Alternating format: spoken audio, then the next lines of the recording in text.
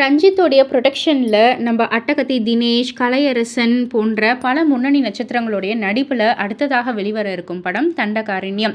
Premier show பண்ணியிருக்காங்க. இயக்குனர் அதியன் ஆதிரையுடைய ஒரு நல்ல படைப்பு அப்படின்ற மாதிரி தான் எல்லாருமே சூப்பரான ஒரு ரிவ்யூ கொடுத்துருக்காங்க. அதாவது ஃபர்ஸ்ட் ஆஃப் குட்டாக இருக்குது, செகண்ட் ஆஃப் அதாவது ஃபர்ஸ்ட் ஆஃப் சூப்பராக இருக்குது, செகண்ட் ஆஃப் ரொம்பவே சூப்பராக இருக்குது, எமோஷ்னல் கலந்த ஒரு செகண்ட் ஆஃப் தான் அப்படின்ற மாதிரி சொல்லியிருக்காங்க.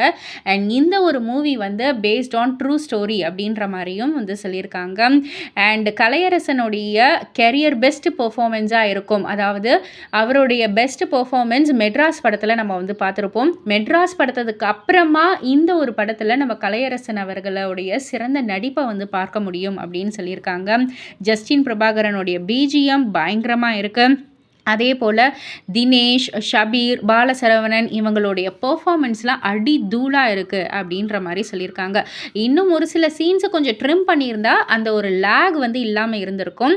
ஆனால் விடுதலை படம் உங்களுக்கு பிடிக்கும் அப்படின்னா இந்த ஒரு படமும் கண்டிப்பாக பிடிக்கும் அப்படின்ற மாதிரி சொல்கிறாங்க.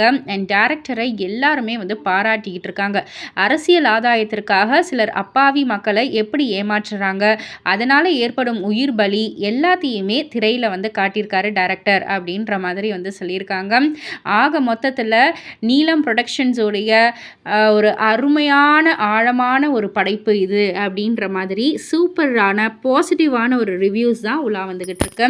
இதை பற்றி நீங்கள் என்ன நினைக்கிறீங்க, உங்களுடைய கருத்து என்ன அப்படின்றத கீழே உள்ள கமெண்ட் பாக்ஸில் குறிப்பிட்டு சொல்லுங்கள். அண்ட் மறக்காமல் சினி வேர்ல்ட் சேனலை சப்ஸ்கிரைப் பண்ணி பக்கத்தில் உள்ள பெல் ஐக்கானை கிளிக் பண்ணிவிடுங்க.